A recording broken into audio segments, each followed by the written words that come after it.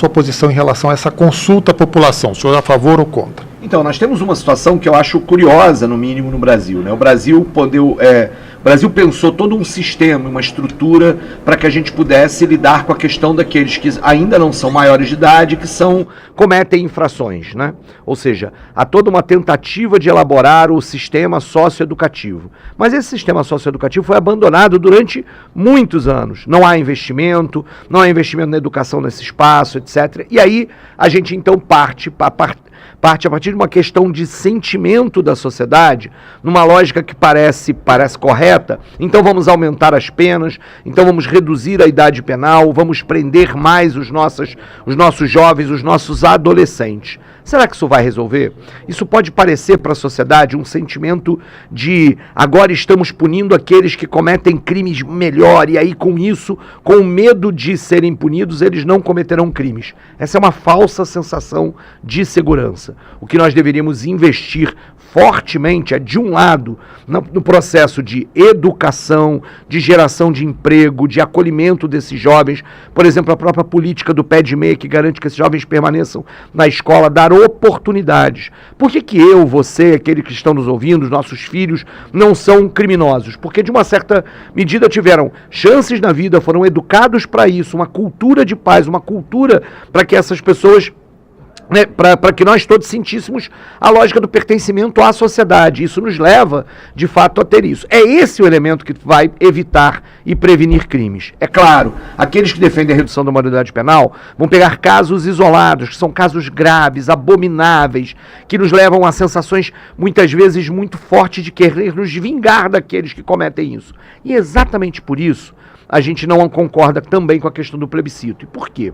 Porque direitos fundamentais, ainda mais direitos de minorias, são aquilo que nós chamamos, a palavrinha um pouco difícil, contra-majoritários. Eu tenho certeza que a sociedade brasileira, se nós fizéssemos um plebiscito para pena de morte para político corrupto, ia aprovar pena de morte para político corrupto. Ou seja, o plebiscito, ele não deve ser utilizado dessa forma para, por exemplo, o debate da redução da maioridade penal. Esse é um debate importante, é um debate cujos especialistas na área de segurança, na área da assistência social, na área da educação, devem ser ouvidos para que a gente pudesse formar opinião a respeito disso. Não acho que isso seja algo para ser colocado numa PEC, inclusive, que não trata desse assunto.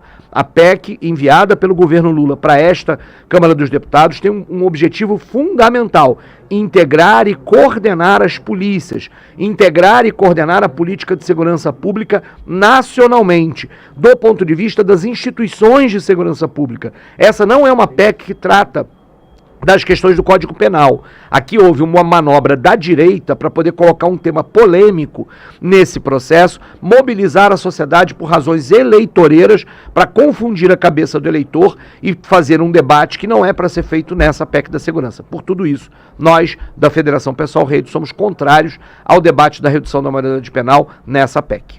Deputado Tarcísio Mota, como é difícil alcançar um consenso, né, fazer uma discussão em relação a isso, porque as posições estão muito bem definidas, o governo e os partidos de esquerda devem, então, partir para a obstrução para evitar a votação? Sim, nós estamos apelando ao relator, Mendonça Filho, ao presidente Hugo Mota, exatamente com essa informação, com essa lógica. A PEC da segurança é muito importante para o país. É muito importante para o país. O cidadão quer respostas na área da segurança, e respostas claras, eficientes, que tornem a vida das pessoas nas cidades e no campo mais seguras. E isso significa, qual é a opção do governo Lula? Nós vamos integrar, coordenar as forças de segurança. Não há um debate sobre Código Penal e de redução de maioridade penal que se encaixe nesse objetivo. Então o apelo nosso para que este assunto saia da PEC, ele é estranho a esta PEC, e que a gente faça o debate depois, numa outra PEC. Nós não nos recusamos a esse debate, mas nesta PEC tão importante para o país, não é possível que isso obstrua o trabalho. Agora, se esse apelo não for atendido, nós temos feito esse apelo reiteradamente nas últimas semanas, nós teremos que ir para a obstrução.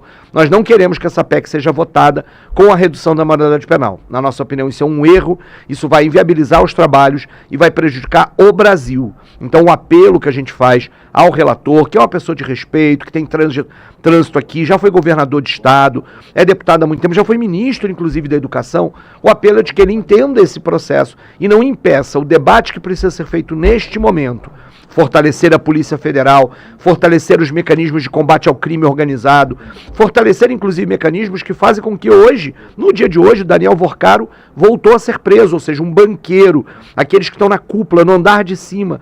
Esse é o processo que precisa ser fortalecido numa PEC da segurança. O debate da redução da maioridade penal, ele só obstrui, impede que a gente faça o debate que precisa ser feito no dia de hoje. Deputado Tarcísio Mota, o senhor acha que o parecer do deputado Mendonça Filho acaba enfraquecendo o papel da União na coordenação das forças de segurança? Como que fica essa questão da distribuição, né, dos papéis entre os estados e a União? Então, esse foi o debate político que permeou o tempo todo essa PEC. Qual é a ideia do SUSP, Sistema Único de Segurança Pública? Assim como nós temos o SUS, o Sistema Único de Saúde, que o cidadão brasileiro conhece melhor, no SUS há papéis muito bem definidos, papéis da União, dos governos do Estado, dos governos estaduais e dos municípios. É preciso fazer isso para a segurança pública, para garantir a vida das famílias brasileiras. E aí é preciso coordenar. Não é possível que a gente tenha 27 polícias diferentes, cada uma agindo para um lado diferente. Está errado. O Brasil é uma federação, os estados têm papéis definidos, mas nós somos um país e é preciso coordenar a política de segurança pública, seja naquilo que são os crimes que ultrapassam as fronteiras dos estados. O crime organizado hoje, as chamadas facções, as milícias hoje, elas são nacionais e às vezes até internacionais. É preciso, portanto, coordenar, integrar. Não é possível que a gente tenha cada governador agindo para uma direção diferente. É preservada a autonomia, a especificidade. Quem conhece o território são os governadores e os prefeitos, nós sabemos disso, mas é preciso que a União faça um papel de coordenação. Além disso, a União precisa entrar com recursos para que a política de segurança seja eficaz e eficiente. Isso vai trazer consequências lá na ponta. A vida nas cidades pode ficar mais segura, a formação, por exemplo, dos profissionais de segurança pública pode ter unificado, os processos de carreira, inclusive de valorização salarial desses profissionais, também pode ser potencializado com esse tipo de coordenação e a gente passa a usar mais inteligência e menos truculência. Esse é um elemento fundamental.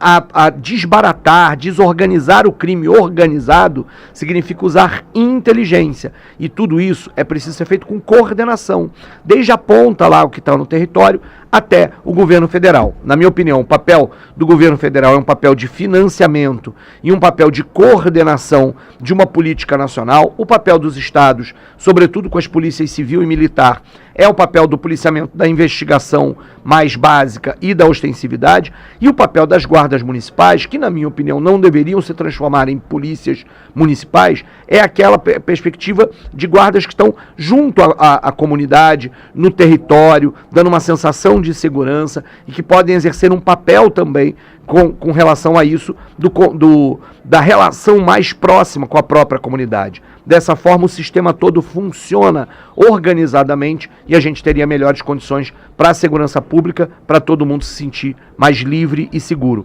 Lembremos, um país, uma sociedade mais segura, não é uma sociedade que tenha mais armas, mais tiroteios, mais balas perdidas. É um lugar onde as pessoas se sentem mais livres, livres para andar pelas ruas, para frequentar os lugares, para ter a sua vida plena sem estar o tempo inteiro com medo. O contrário do medo não é o tiroteio, não é a bala perdida. O contrário do medo é a liberdade, é a sensação de segurança real.